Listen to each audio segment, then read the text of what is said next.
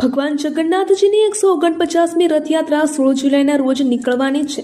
રથયાત્રા શાંતિપૂર્ણ માહોલમાં અને ભક્તો યોગ્ય રીતે દર્શન કરી શકે તેને લઈને અમદાવાદ શહેર પોલીસ અને મ્યુનિસિપલ કોર્પોરેશન તંત્ર તડામાર તૈયારીઓ કરી રહ્યું છે. પોલીસ કમિશનર અનુપમસિંહ ગેહલોતે ક્રાઇમ બ્રાન્ચના ઉચ્ચ અધિકારીઓ સાથે રથયાત્રા રૂટ પર સુરક્ષાને લઈને પેટ્રોલિંગ કર્યું હતું. જ્યારે ભાજપના નેતાઓએ રૂટ ઉપર ભયજનક મકાનો અને નાની મોટી વ્યવસ્થા અંગે રાઉન્ડ લઈને તૈયારીઓ અંગે સૂચના આપી હતી. અમદાવાદ ગ્રામ્ય પોલીસે થોડા સમય પહેલા નકલી પ્લાઝમાનું રેકેટ ઝડપી પાડ્યું હતું, જેમાં અમદાવાદમાં લેબના માલિક, ડ્રાઈવર અને મહારાષ્ટ્રના એક લેબના માલિકની ધરપકડ કરવામાં આવી હતી.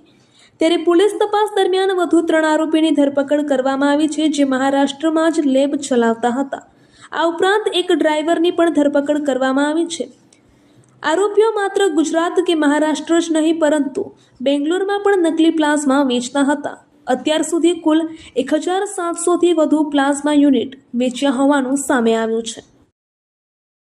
અમદાવાદ મ્યુનિસિપલ ટ્રાન્સપોર્ટ સર્વિસ અને BRTS બસના કુલ 13 જેટલા ડ્રાઈવરોને તાત્કાલિક અસરથી સસ્પેન્ડ કરવાની કડક કાર્યવાહી મ્યુનિસિપલ કોર્પોરેશન તંત્ર દ્વારા કરવામાં આવી છે. AMTS અને BRTS તંત્ર દ્વારા બસના ડ્રાઈવરો દ્વારા ટ્રાફિકના નિયમોનું ઉલ્લંઘન કરતા બસને તેના નિયત સ્થળે ઊભી ન રાખતા તેમજ બસના પ્રવાસીઓ સાથે અયોગ્ય વર્તન કરતા અને અકસ્માત સર્જાતા હોવાનું સામે આવ્યું હતું, જેના પગલે તેઓની સામે આ કડક કાર્યવાહી કરવામાં આવી છે. રાજ્યનું સૌથી મોટું રેલવે સ્ટેશન અમદાવાદનું કાલુપુર રેલવે સ્ટેશન બનવા જઈ રહ્યું છે.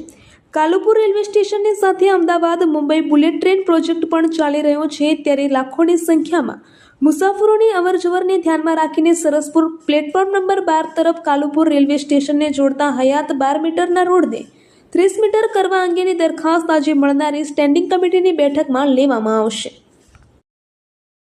અમદાવાદ મ્યુનિસિપલ કોર્પોરેશન દ્વારા દર વર્ષે યોજાતા વિવિધ કાર્યક્રમો માટે આમંત્રણ પત્રિકા અને હોર્ડિંગ્સની ડિઝાઇન તૈયાર કરવાના નામે થતા મોટા ખર્ચ પર સ્ટેન્ડિંગ કમિટીએ બ્રેક લગાવી દીધી છે.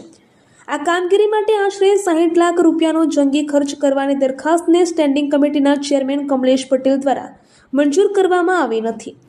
આ મહિને માત્ર પત્રિકા અને હોર્ડિંગ્સની ડિઝાઇન બનાવવા પાછળ રૂપિયા 6 થી 6.50 લાખ રૂપિયાનો ખર્ચ કરવામાં આવ્યો હોવાને લઈને ચેરમેને પબ્લિસિટી વિભાગના અધિકારીઓનો ઉથડો લીધો હતો. અમદાવાદના સરદાર વલ્લભભાઈ પટેલ ઇન્ટરનેશનલ એરપોર્ટ પર કસ્ટમ્સ વિભાગના એર ઇન્ટેલિજન્સ યુનિટે ડ્રગ સ્મગલિંગના એક મોટા રેકેટનો પર્દાફાશ કર્યો છે. બેંકોકથી ફ્લાઇટ મારફતે અમદાવાદ ઉતરેલા એક પુરુષ મુસાફિર પાસેથી અત્યંત કિંમતી ગણાતા 5.368 કિલો હાઇડ્રોપોનિક મેરિજુઆનાનો જથ્થો ઝડપી પાડવામાં આવ્યો છે. કસ્ટમ્સ વિભાગે પ્રતિબંધિત ડ્રગ્સનો જથ્થો જપ્ત કરી આંતરરાષ્ટ્રીય સ્મગલરની ધરપકડ કરી છે.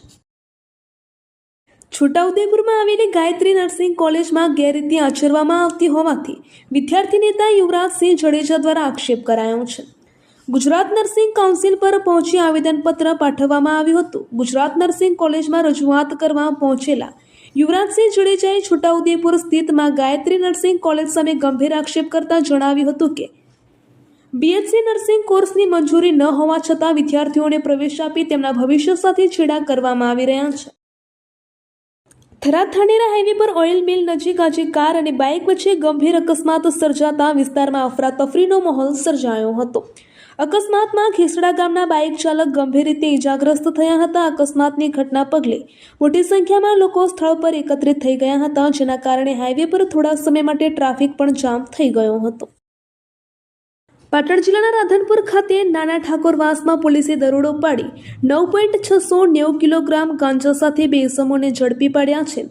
સ્પેશિયલ ઓપરેશન ગ્રુપ અને રાધનપુર પોલીસની સંયુક્ત કાર્યવાહીમાં કુલ 4,94,500નો મુદ્દામાલ જપ્ત કરવામાં આવ્યો છે. આ મામલે NDPS એક્ટ હેઠળ ગુનો નોંધી કાયદેસરની કાર્યવાહી હાથ ધરવામાં આવી છે.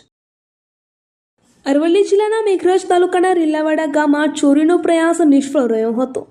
હોમગાર્ડની સતર્કતાના કારણે 3 અજાણ્યા શખ્સો ઘટના સ્થળેથી ફરાર થઈ ગયા હતા. આ સમગ્ર ઘટના નજીકમાં લગાવેલા CCTV કેમેરામાં કેદ થઈ છે, જેના આધારે પોલીસે વધુ તપાસ શરૂ કરી છે.